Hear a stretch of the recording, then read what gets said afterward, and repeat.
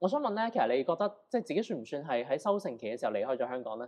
我呢個動作應該重複咗60幾次先可以揾到呢間鋪頭。仔仔竟然同我講，我好中意返學，就連感冒啊，佢喺香港佢會識 lift，呢度佢會好可惜。所以好多旅客都有時問我租車7月究竟會唔會地震呢？ Hello，大家好，我係 Coco 嘅 Cyrus。喺我身邊呢一位咧就係 Hilton 啦，佢就係移居咗沖繩咧大概1年左右嘅香港人啦。咁喺我嘅角度裏面咧，其實佢已經係上岸人士嚟㗎啦。據我所知啦，你離開香港之前嗰幾年咧，據我自己評估啊，應該收入係算 OK 嘅。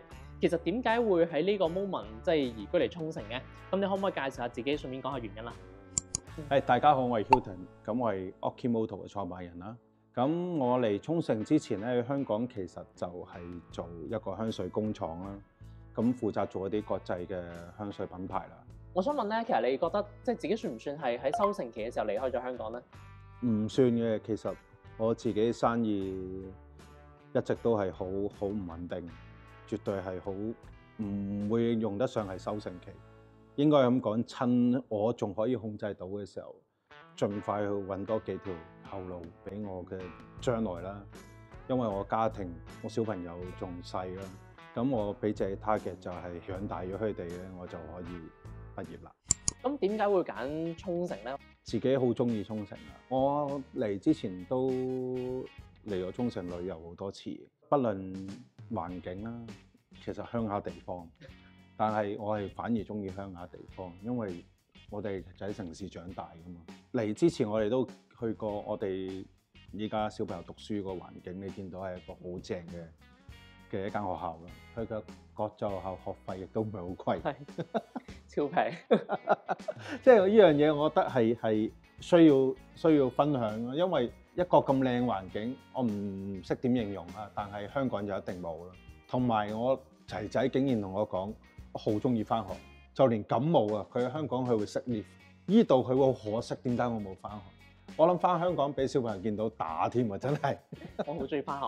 係啊，冇即係你俾人影到嗰個僆仔咁樣望住你。因為呢度個返學環境係真係舒服好多嘅，所以我覺得嚟呢度嘅話咧，我唔知本地學校點啦，但其實國際學校嚟講，其實相對上係真係小朋友我 feel 到佢係真係好開心嘅。好開心，好開心，我都好開心。其實我一直冇同你講 Cyrus， 我嚟咗5月嚟啊嘛，你見我遲都未開鋪啊，就算有間鋪我都未買車未成，就係因為我要知道佢哋係穩定。你見我香港層樓都冇買。最緊要係穩定嘅，佢哋穩定咗，我就知道我可以喺度開始。你安心啦。係啦。我選擇嚟沖繩，第一就個創業成本低啦，第二連失敗成本都好低，所以我可以膽粗粗咁樣喺沖繩用自己嘅興趣做自己嘅生意。但係你攞電單車嚟維持沖繩嘅生計，等於自殺，其實係。因為你冇3、4年，你根本儲唔到一紮客去做，所以我認為係自己嘅主業幫助到我喺沖繩，希望開拓到更多可能性。因為咧，其實佢一開頭揾我嘅時候咧，佢同我講話咧，佢想嚟沖繩做電單車生意。我嗰陣時咧已經同佢講咧，真係三思。因為咧，其實我嗰陣時咧對租車其實都有一定個認識啦。因為始終租車嚟講，佢係個利潤會大啲啦，但係電單車利潤會再細啲啦。加上電單車嗰個客群係少啲嘅，所以其實我嗰陣時都擔心咧，如果佢真係過嚟做嘢咧，會唔會真係可以做到落去咯？因為始終嚟講，其實你知沖繩呢度其實要揾食真係我覺得一啲都唔容易嘅。反而租車係嘅，好成熟啦，係沖繩，但係沖繩就係因為太多租車，我覺得目前，所以我認為競爭好大。能夠喺沖繩去做一啲獨特性，但又唔係好困難嘅嘢，我覺得係自己嘅興趣，電單車啦。你話難唔難做？好難做㗎，因為呢個係興趣嚟㗎嘛。你唔係嚟沖繩一家大細都會去租，你冇可能4個坐一架電單車係嘛？仲有落雨，我哋會係免費俾佢取消㗎嘛。咁其實好多唔穩定嘅情況發生啦，你一定要儲一紮客去營運呢個生意。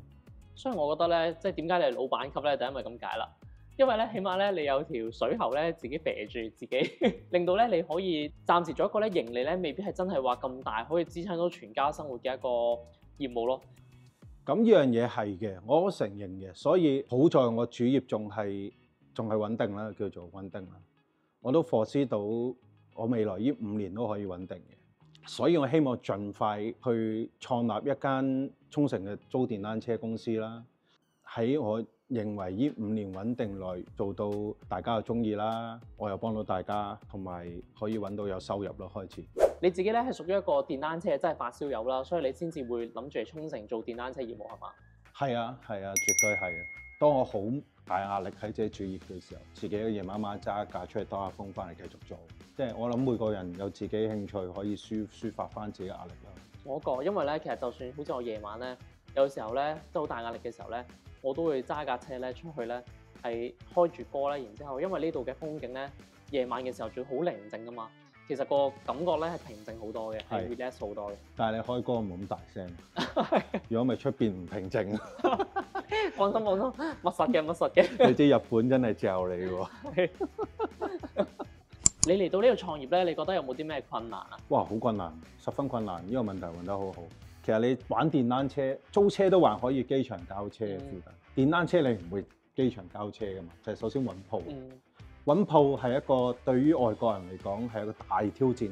我唔知本島係咪咁，但係沖繩我諗我揾咗上網揾到，然之後再去拜訪嗰間鋪，再同當地嘅地產打交道。我唔識日文啦，可能搞完一大冷餐，差唔多臨門一句同你講唔好意思，我唔租俾外國人。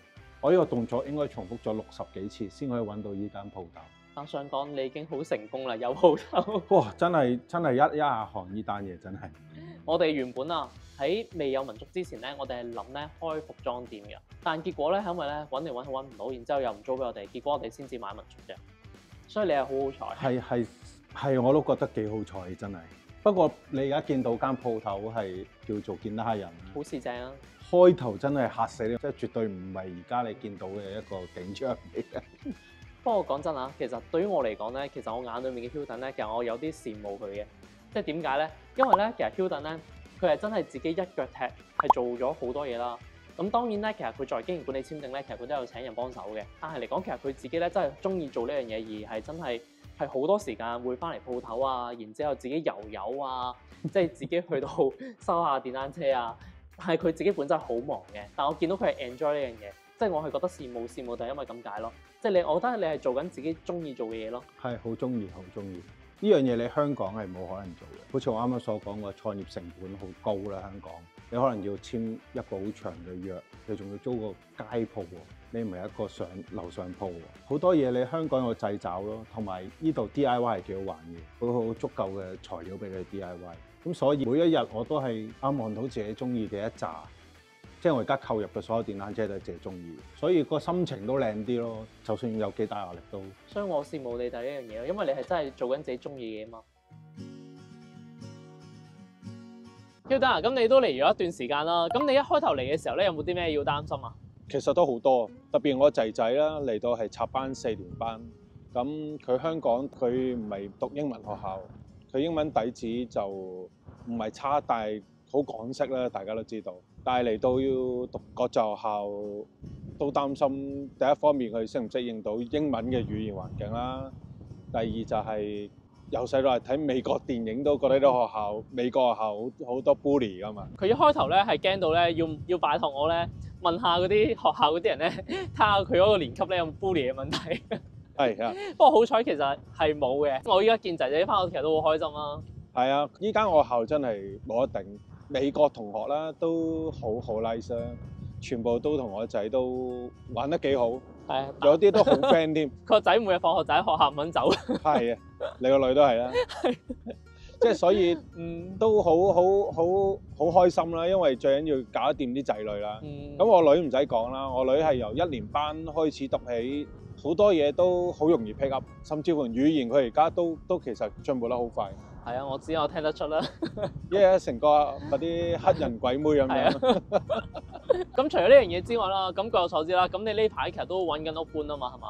其實我而家住緊嗰度都唔錯，好好嘅一個環境。但係因為我自己工作四圍走嘅關係，咁有時可能喺日本又好，始終啲近海地方，一有啲地震啊、海嘯警報啊，咁如果我唔喺太太啊、屋企人身邊，我自己喺外國就好驚啊。咁我就想搬翻上去啲高啲嘅地方啦。萬一有警報嘅時候，我自己個心都安心啲啦，唔使太過掛心啊，即刻飛翻嚟咁樣。因為其實即係近排其實講嗰個地震同埋海嘯咧，其實都幾緊張噶嘛。即係仲要咧，你老婆咧係比較迷信嘅人，佢話7月份要唔要走一走避一避啊？同埋都好多朋友好認真咁，真係好似發生咗咁，叫我避咯。我唔係話唔信，亦都唔信，因為日本地震日日都有㗎啦。好似我哋今日訪問期間，鹿兒島都地震啦。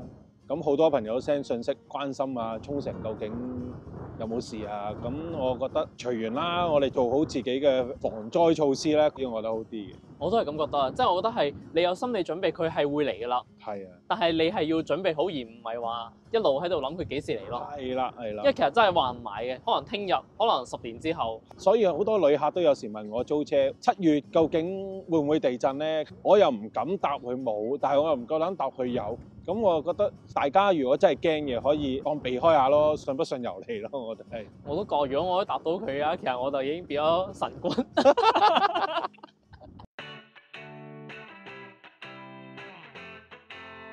咁啱啱講咗咁多啦，Hilda，你覺得嚟到沖繩啦，你覺得你嘅得同埋失係啲乜嘢？得一定係小朋友啦，小朋友讀書方面係好中意，咁同埋沖繩啲公園好大個啊，你知道，咁所以佢哋放假都唔係攞住部手機啊，喺屋企玩 TV game 啊。咁佢主要都係去出去玩多啲咯，咁佢哋好開心咯。同埋第二樣嘢係自己啦，因為沖繩個生活都好慢下，特別揸車，我亦係香港揸車，日日都講晒粗口㗎啦，香港揸車。但係嚟到沖繩，基本上打個比喻，cut 線佢都你打燈肯定讓你㗎啦。係咯，都冇咗啲誰怕誰嗰啲感覺啦喺度。我覺得喺呢度揸車係舒服好多嘅。咁起碼即係我到依家咧都未響過安啊。我都好似未試過。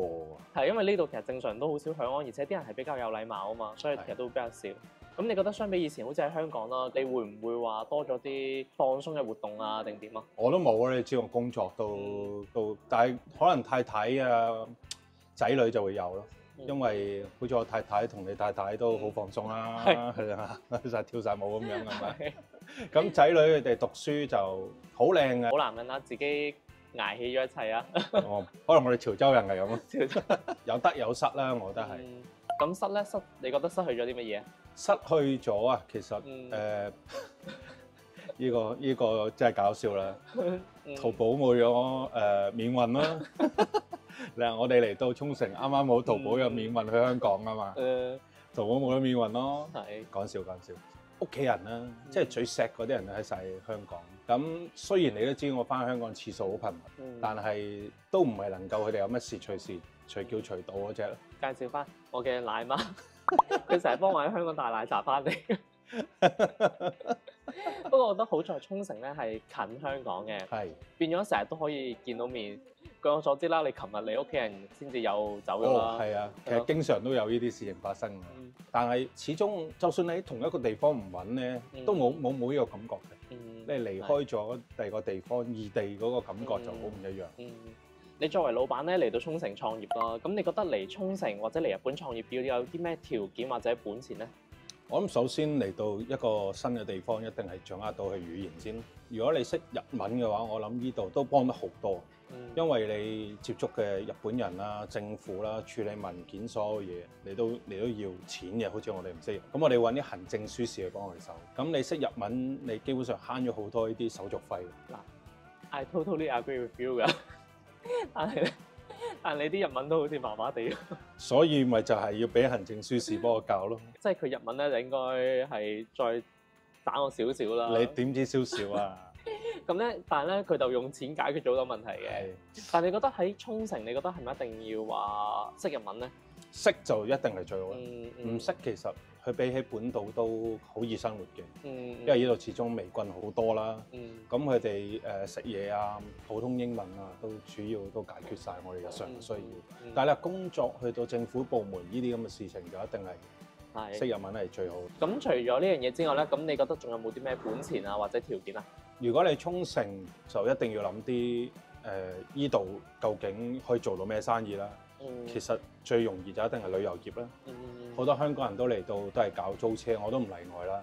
咁我會搞電單車，因為汽車已經好成熟啦喺沖繩，亦都好多競爭大，我所以選擇到搞電單車。咁但係你話依度嗰個創業條件，首先係你要有一筆錢去蝕咗先咯，我覺得。因為一開頭首業係好難，唔係好理想咁揾到你嘅生活費咯。我認為嚟沖繩嘅資金啦，我覺得200-300萬一定要喺手上，因為你開始嘅一啲創業嘅費用啦、政府啊、租屋啊、諸如此類生活嘅費用都雖然係比香港低，但係都係一個好龐大嘅資金，加埋你仲要守住你嘅事業，同埋你屋企喺度，你真係要有 hold 住2-3年要喺度捱嘅資金喺度。唔係，我哋都捱咗2-3年嘅。你好好啊，係嘛？有幾多發展？你睇下。依家先上咗啲鬼佬嘢。睇下你幾多發展？不過我覺得我自己都係覺得嘅，沖繩嚟講，其實個本錢我覺得係真係比本島大嘅。因為本島嚟講，其實你即係做代購呢一類型，其實個成本冇咁高啦。但沖繩你涉及旅遊業嘅，即係無論租車啊、潛水啊，或者民宿啊，或者你餐廳任何嘢啦，其實你講緊真係閒閒地100萬起係要嘅。其實要，你仲要首業咧，係咪先？首業其實幾難，我當電單車咁講，其實係唔係一個主流嘅租車市場嘅，都係一個 hobby。同埋一雨天我哋係免費取消嘅，咁所以你係一個冇預計到嘅一筆收入嚟嘅。咁但係我知道就係可能你儲到一班客，一班有興趣嚇，你又做得好好嘅，你守2-3年一定係有回報嘅。我哋講咗咁多啦，咁你依家滿唔滿意自己沖繩生活啊？絕對滿意啦！其實都係最主要家人啊，嚟呢度住嘅家人，咁佢哋仔女開心，老婆又識到朋友 ，OK 啦。最開心係自己可以喺度用興趣嚟做一個事業，係喺香港冇可能做到。